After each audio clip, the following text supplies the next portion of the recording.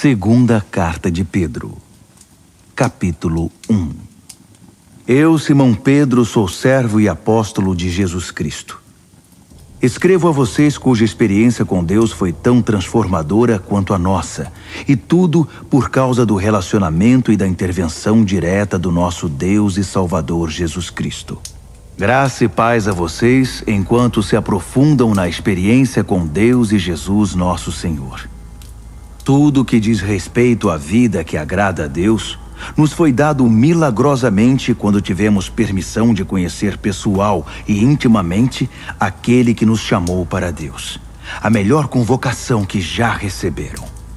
Também recebemos promessas extraordinárias e transmitimos a vocês sua participação na vida de Deus depois de terem voltado as costas para o mundo corrompido pela cobiça. Portanto, não percam tempo em edificar sobre o que receberam, preenchendo a base da fé com bom caráter, entendimento espiritual, disciplina vigilante, paciência entusiasmada, admiração reverente, amizade calorosa e amor generoso. Cada dimensão interagindo com as demais. Com essas qualidades ativas e aperfeiçoadas em sua vida, a grama não vai crescer debaixo dos seus pés. Nenhum dia passará sem sua recompensa enquanto vocês amadurecem na experiência com o Senhor Jesus. Sem essas qualidades, vocês não poderão distinguir o que é certo e esquecerão que sua antiga vida pecaminosa foi totalmente cancelada. Então, amigos, confirmem o chamado de Deus a vocês, que foi escolha dele. Não abram mão disso. Façam isso agora e terão vida sobre um terreno firme, com ruas pavimentadas e o caminho aberto até o reino eterno do nosso Senhor e Salvador Jesus Cristo. Ainda que vocês conheçam toda a verdade e a pratiquem sempre, o prêmio é tão grande que não vou deixar nem por um minuto de chamar a atenção de vocês sobre o assunto. Esta é a tarefa de que fui incumbido, mantê-los acordados sempre. E é o que vou fazer enquanto viver. Sei que vou morrer em breve, o Senhor deixou isso muito claro para mim. Portanto, estou particularmente desejoso de que vocês tenham anotado tudo, para que depois que eu morrer, possam recorrer ao arquivo sempre que precisarem. Vocês sabem que não estávamos delirando quando apresentamos a vocês os fatos concernentes ao retorno do Senhor Jesus Cristo com poder. Afinal, nós comparecemos à pré-estreia. Vimos com os próprios olhos Jesus resplandecente com a luz de Deus, o Pai, enquanto a voz da glória majestosa disse: "Este é o meu Filho, marcado pelo meu amor e alegria da minha vida." Estávamos lá na montanha com ele e ouvimos a voz do céu. Não tínhamos nenhuma dúvida do que vimos e ouvimos. A glória de Deus, a voz de Deus. A palavra profética foi confirmada para nós. Vocês farão muito bem se não se esquecerem disso. É a única luz que vocês vão ter em tempos de escuridão, enquanto esperam o raiar do dia e o surgimento da estrela da manhã no coração. O ponto principal a ser lembrado é que nenhuma profecia das Escrituras é assunto de opinião particular. Por quê? Porque não é algo produzido no coração humano. A profecia resulta da ação do Espírito Santo, que impulsionou homens e mulheres a proclamar a palavra de Deus. Segunda de Pedro, capítulo 2. No entanto, havia também profetas mentirosos entre o povo, assim como há mestres mentirosos entre vocês. Eles provocam divisões destrutivas, jogando uns contra os outros, e como cachorros mordendo a mão de quem deu a eles a chance de ter sua vida de volta. Eles se lançaram numa ladeira, escorregando para a destruição, mas não sem antes recrutar uma multidão de seguidores iludidos que não conseguem distinguir a mão direita da esquerda. Eles dão má fama ao caminho da verdade. Só se preocupam consigo mesmos e jamais dirão nada, nada que traga algum benefício. Só querem explorar vocês. É lógico que não ficarão impunes. Eles caminham para o precipício, porque Deus nunca esteve do lado deles e não permitirá que essa situação continue indefinidamente. Deus não deixou escapar nenhum anjo rebelde, mas os enjaulou no inferno e ficarão ali até o dia do juízo. Ele também não deixou passar a maldade do mundo antigo. Providenciou o dilúvio para fazer a limpeza, resgatando apenas 8 pessoas. Noé, a única voz de justiça, era um deles. Deus decretou a destruição das cidades de Sodoma e Gomorra. Tudo o que restou delas foi um monte de cinzas. Uma advertência terrível para qualquer pessoa dominada pela maldade. Mas Ló, um homem bom, quase enlouquecido pela imundície e pela perversão sexual daquelas cidades, foi resgatado. Cercado de podridão moral dia após dia, aquele homem justo vivia em aflição constante. Pois Deus sabe como resgatar os justos dos ataques malignos e como manter os ímpios na mira até o dia do juízo. Deus está especialmente irado contra esses mestres que vivem na imoralidade, viciados numa vida decaída. Eles desprezam as autoridades verdadeiras, preferindo seguir seus instintos e governar a si mesmos. Egocêntricos e insolentes, não hesitariam em difamar a mais esplêndida das criaturas. Nem mesmo os anjos, superiores a eles em tudo, ousariam difamar os outros diante de Deus. Eles não passam de animais selvagens, predadores por natureza.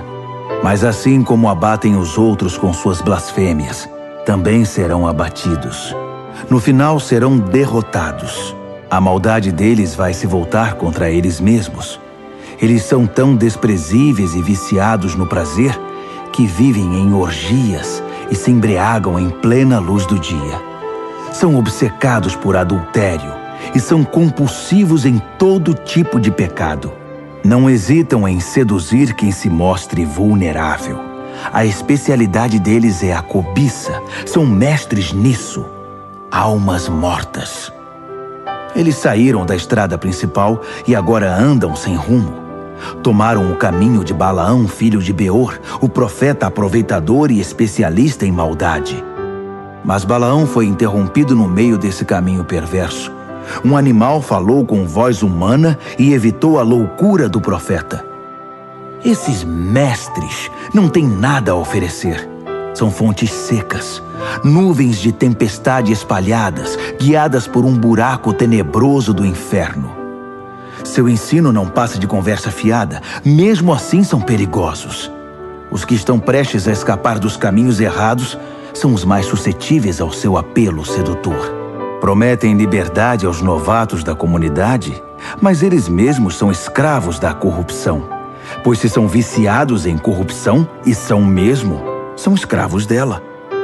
Se eles escaparam do cortiço do pecado depois de ter uma experiência com o Senhor e Salvador Jesus Cristo e escorregaram de volta para a velha vida, então a situação deles é pior que no começo. É melhor não conhecer o caminho de Deus que andar nele e depois retornar, repudiando a experiência e o mandamento santos. Eles comprovam o provérbio: o cachorro volta ao seu vômito. Ou o porco lavado procura a lama. 2 de Pedro, capítulo 3. Meus prezados, esta é a segunda carta que escrevo a vocês. E as duas cartas têm o propósito de manter sua mente em estado de atenção, para que não se esqueçam do que os profetas falaram, nem da ordem do nosso Mestre e Salvador transmitida pelos apóstolos. Para começar, vocês precisam saber que nos últimos dias, os zombadores viverão os seus anos de glória. Reduzindo tudo ao nível mais baixo, eles nos provocarão. Então, o que aconteceu com a promessa da vinda de Cristo? Nossos antepassados estão mortos e enterrados, e tudo está como sempre esteve desde o primeiro dia da criação.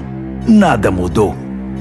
Eles convenientemente terão se esquecido de que muito tempo atrás, todas as galáxias e o nosso planeta foram trazidos à existência do caos das águas pela palavra de Deus. E ela trouxe o caos de volta no dilúvio que destruiu o mundo. As atuais galáxias e o mundo são o combustível para o incêndio final. Deus está pronto para agir, para falar outra vez e para dar o sinal que desencadeará o juízo e a destruição dos céticos e profanos. Não se esqueçam do óbvio, amigos. Com Deus, um dia é como 1000 anos, e 1000 anos como um dia. Deus não está atrasado com sua promessa como alguns pensam. Ele está se contendo por causa de vocês, atrasando o fim, porque não quer que ninguém se perca. Ele está dando a cada um mais tempo para mudar. Mas quando o dia do juízo de Deus chegar, será sem anúncio, como um ladrão. O céu entrará em colapso com um estrondo ensurdecedor, e tudo desaparecerá num incêndio imenso. Neste dia, a terra e todas as suas obras serão expostas ao escrutínio do julgamento. Considerando que tudo que hoje está bem e amanhã poderá não estar mais, percebem como é importante viver uma vida santa? Esperem ansiosos pelo dia de Deus todos os dias. As galáxias vão queimar e os elementos vão derreter. Mas nós mal o perceberemos, porque estaremos de olho em outro caminho, na expectativa do prometido novo céu e da prometida nova terra, todos adornados pela retidão. Portanto, meus amigos, isso é o que vocês devem esperar, fazendo o possível para que sejam encontrados vivendo em pureza e paz. Interpretem a restrição paciente do nosso Senhor pelo que ela é: salvação. Nosso bom irmão Paulo, que é muito sábio nesses assuntos, refere-se a isso em suas cartas e escreveu a vocês essencialmente a mesma coisa. Algumas coisas que Paulo escreve são difíceis de entender. Pessoas irresponsáveis que não sabem o que dizem distorcem seus ensinos o tempo todo. Eles fazem o mesmo com o restante das Escrituras, mas o prejuízo será deles. Quanto a vocês, amigos, estão bem advertidos. Fiquem atentos para que não caiam ou vacilem por causa desses mestres pervertidos. Cresçam na graça e no entendimento do nosso Senhor e Salvador Jesus Cristo. Glória a Ele, agora e para sempre. Amém.